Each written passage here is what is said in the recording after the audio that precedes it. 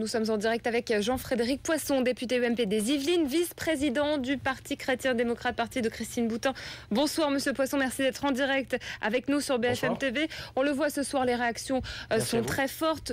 Pour citer par exemple Christian Jacob, François Hollande prend le risque d'une confrontation violente avec les Français. Brigitte Bardot parle de révolution et puis Christine Boutin a tweeté le mot guerre civile. Aujourd'hui, est-ce que ce n'est pas un petit peu excessif tout ça ? Non, c'est pas excessif parce que ce qui est en jeu, c'est le respect des droits du Parlement. C'est-à-dire l'organisation même de notre démocratie et notre capacité à débattre au fond de sujets qui sont d'une importance, vous me l'accorderez, tout à fait particulière. Les conditions dans lesquelles l'Assemblée nationale est saisie dès lundi matin en commission, lundi après-midi pour être plus précis, avec une conférence des présidents qui se réunira lundi matin pour déterminer les conditions du débat démocratique. Nous ne les connaîtrons pas avant lundi matin donc. Nous sommes dans l'incapacité au moment où nous parlons, il est 21h20 le vendredi 12 avril. Au moment où je vous parle, le texte issu de la commission et qui sera travaillé par les parlementaires lundi après-midi n'est pas disponible encore sur le site de l'Assemblée.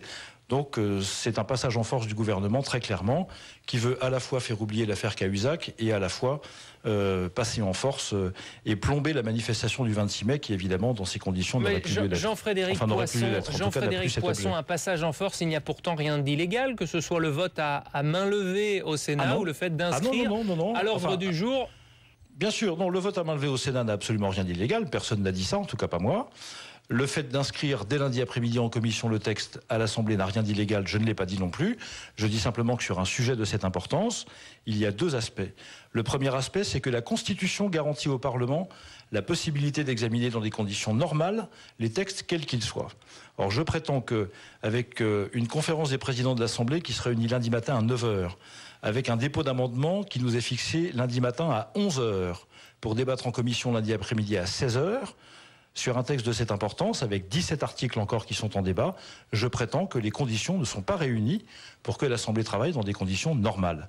Deuxièmement, il me semble qu'il y a malgré tout, à cause de cette garantie offerte par la Constitution aux parlementaires, un problème constitutionnel, donc un problème légal à la fin du compte. Mais tout ça, nous l'examinerons et nous l'apprécierons lundi. Ce texte sera donc examiné, en tout cas en seconde lecture à l'Assemblée, un peu plus tôt que vous ne le souhaitiez. Oui. De toute façon, ce projet de loi sera adopté, que ce soit fin mai ou un petit peu plus tôt. Écoutez, moi je ne sais pas, je ne peux pas préjuger du vote de l'Assemblée nationale, même si ce que vous décrivez est quand même l'issue la plus probable. Ce qui est sûr, c'est que, encore une fois, ce texte est très important pour l'ensemble de la société. Ce texte a fait l'objet d'échanges et de débats très longs.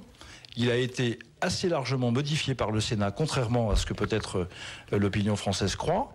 Il reste encore une fois 17 articles à débattre avec des sujets très importants comme la question du statut des parents dans ce texte, la question du rôle des associations familiales, le problème du nom qui a été purement et simplement évacué et un certain nombre d'autres questions qui méritent d'être à nouveau posées et qui méritent un temps normal de débat et de préparation au Parlement. Et qu'allez-vous faire puisque vous n'avez plus le temps, vous n'avez plus le temps pour la préparation? Qu'est-ce que vous allez faire d'ici là? Des nouvelles manifestations? Vous cautionnez les comités d'accueil, appelons ça comme ça, pour les ministres en déplacement? Cher monsieur, ces comités d'accueil n'ont fait à ma connaissance l'objet d'aucune violence particulière. Que les Français manifestent pacifiquement leur opposition à un gouvernement me paraît parfaitement normal. C'est d'ailleurs un droit reconnu par la Constitution qui est celui de manifester. Donc ça ne me choque absolument pas. Les membres du gouvernement doivent assumer leurs responsabilités sur ce texte comme sur les autres. Et assumer ses responsabilités, ça veut dire aussi être confronté parfois à des manifestations un peu bruyantes. Merci. Je ne me souviens pas d'avoir entendu dire qu'il y avait eu des violences particulières sur ces manifestations. Donc nous travaillerons sur ce texte. La stratégie que nous allons adopter, nous allons la déterminer ce week-end. Nous sommes au travail tout le week-end pour préparer la séance de lundi. Et vous pouvez compter sur la totale détermination des députés de l'opposition à l'Assemblée pour mener ce combat nouveau. Merci Jean-Frédéric Poisson, député UMP des Yvelines, d'avoir répondu à nos questions sur BFM TV.